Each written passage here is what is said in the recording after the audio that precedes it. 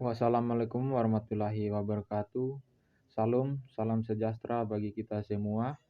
Perkenalkan, nama saya Aloysius Alfred Logopote, NIM 1902020014, semester 6, Prodi Manajemen.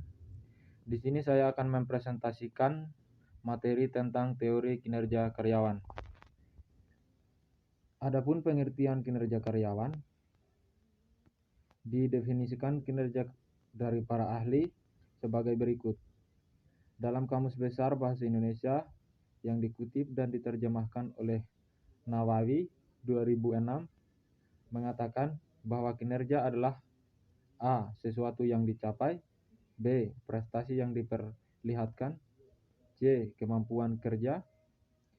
Menurut Rival dan Basri 2005 adalah kinerja adalah hasil kerja yang dapat dicapai seseorang atau sekelompok orang dalam suatu organisasi, sesuatu dengan wewenang dan tanggung jawab masing-masing dalam rangka mencapai tujuan organisasi secara legal, tidak melanggar hukum dan sesuai dengan moral dan etika. Pengertian kinerja atau prestasi kerja adalah hasil kerja secara kualitas dan kuantitas yang dicapai oleh seorang pegawai dalam melaksanakan tugasnya sesuai dengan tanggung jawab yang diberikan kepadanya. Agar seseorang mempunyai kinerja yang baik dalam bekerja, maka orang itu harus mempunyai semangat dan keinginan yang tinggi untuk mengerjakan tugasnya serta mengetahui jenis pekerjaan yang akan dilakukan sesuai standar dan kriteria yang telah ditetapkan oleh organisasi. Berdasarkan beberapa pengertian di atas, dapat disimpulkan bahwa kinerja karyawan adalah kemampuan mencapai persyaratan-persyaratan pekerjaan di mana suatu target kerja dapat diselesaikan pada waktu yang tepat atau tidak melampaui batas waktu yang disediakan sehingga tujuannya akan sesuai dengan moral maupun etika perusahaan. Unsur-unsur yang mempengaruhi kinerja. Menurut Hasibuan 2008, beberapa unsur yang menjadi penilaian kinerja seorang karyawan meliputi 1. Kesetiaan, 2. Prestasi kerja, 3. Kejujuran, 4. Kedisiplinan, 5. Kreativitas, 6. Kerjasama, 7. Kepemimpinan, 8. Kepribadian, 9. Prakasa, 10. Kecakapan, dan ke-11 tanggung jawab. Berdasarkan beberapa faktor di atas, maka dapat disimpulkan bahwa ada banyak faktor yang mempengaruhi kinerja karyawan. Yang pertama, di antaranya faktor internal antara lain kemampuan intelektualitas, disiplin kerja, kepuasan kerja, dan motivasi karyawan. Yang kedua, faktor eksternal meliputi gaya kepemimpinan, lingkungan kerja, kompensasi, dan sistem manajemen yang terdapat di perusahaan tersebut. Kinerja pada dasarnya ditentukan oleh 3 hal, yaitu yang pertama, kemampuan, yang kedua, keinginan, ketiga, lingkungan.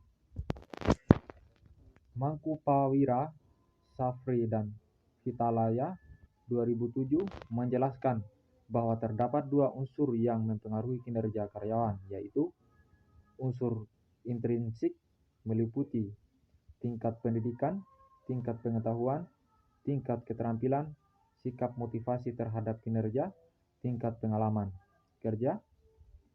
2. Unsur ekstrinsik meliputi lingkungan keluarga, lingkungan sosial budaya, lingkungan ekonomi, lingkungan belajar, lingkungan kerja termasuk budaya kerja dan teknologi.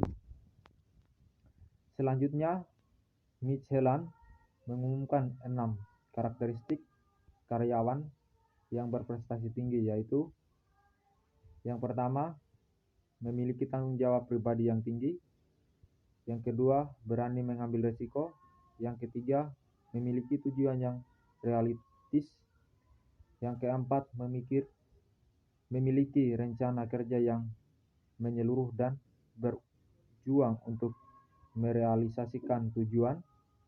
Kelima, memanfaatkan umpan balik yang konkret dalam seluruh kegiatan kerja yang dilakukannya. Dan yang terakhir, mencari kesempatan untuk merealisasikan rencana yang telah diprogramkan. Standar kinerja karyawan.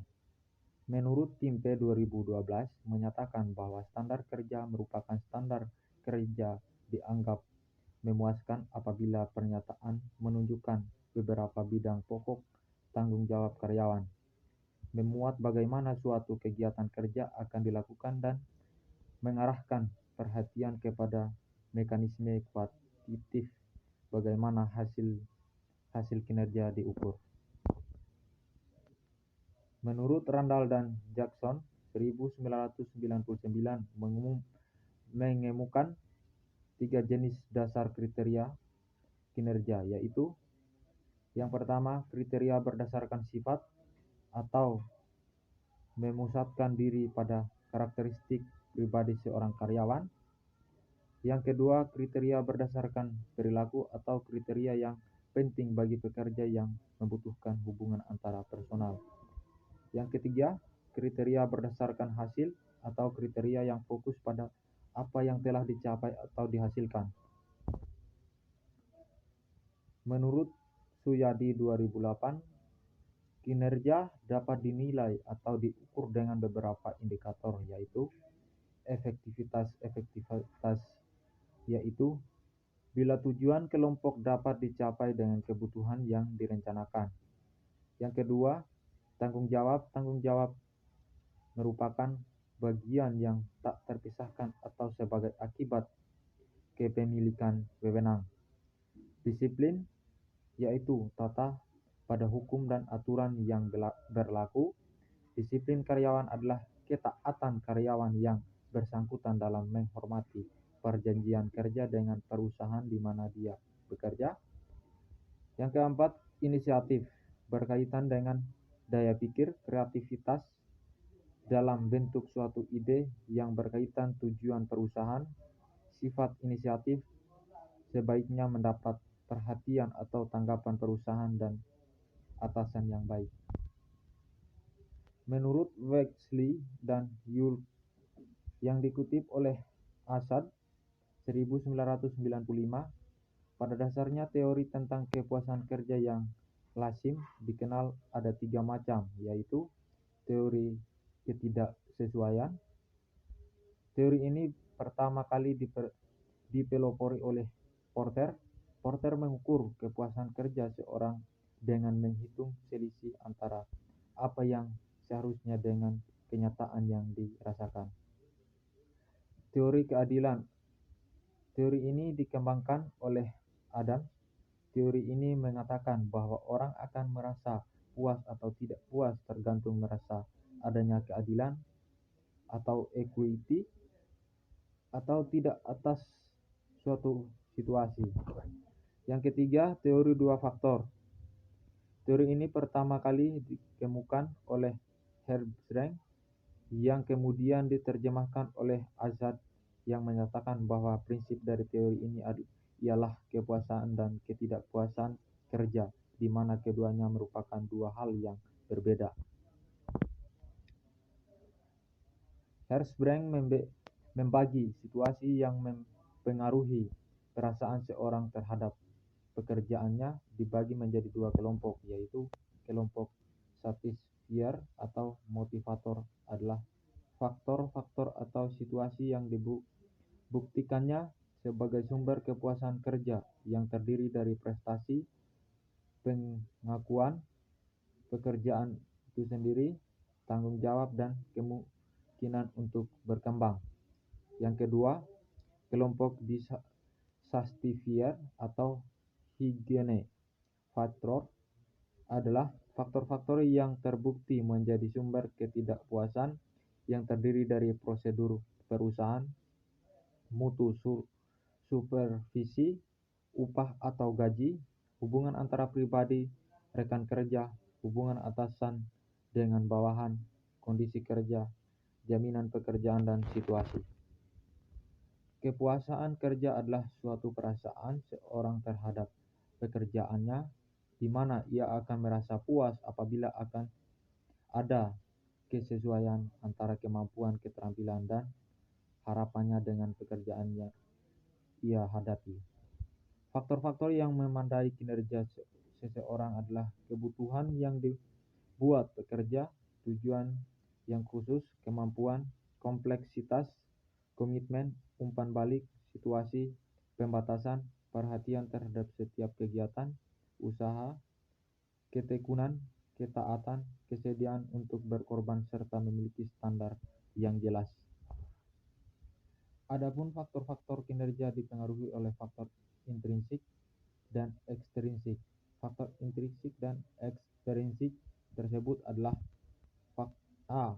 Faktor personal, meliputi unsur pengetahuan, keterampilan, atau skill, kemampuan, kepercayaan diri, motivasi, dan komitmen yang dimiliki setiap individu karyawan.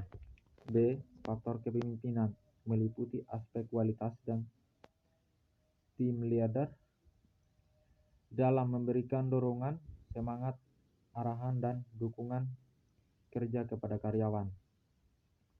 C. Faktor tim, meliputi kualitas dukungan dan semangat yang diberikan oleh rekan dalam satu tim, kepercayaan terhadap sesama anggota tim, kekompakan dan keeratan anggota tim. D. Faktor sistem, meliputi sistem kerja, fasilitas kerja, dan infrastruktur yang diberikan oleh organisasi, proses organisasi, dan kultur kinerja dalam organisasi. E. Faktor kontekstual atau situasional, meliputi tekanan dan perubahan lingkungan eksternal dan internal. Gibson et al. 1985 menyatakan bahwa terdapat 3 variabel yang mempengaruhi perilaku dan kinerja, yaitu: pertama, variabel individu, terdiri dari kemampuan dan keterampilan, atau mental dan fisik, latar belakang atau keluarga, tingkat sosial, penggajian, dan demografi, umur, asal-usul, jenis kelamin. Kedua, variabel organisasi, terdiri dari sumber daya manusia, kepemimpinan, imbalan, struktur, dan desain pekerjaan. Dan yang terakhir, variabel psikologis, terdiri dari persepsi, sikap, kepribadian, belajar, motivasi, dan kepuasan kerja. Sekian dari saya, mohon maaf jika ada salah teknis atau salah penyampaian kata. Terima kasih.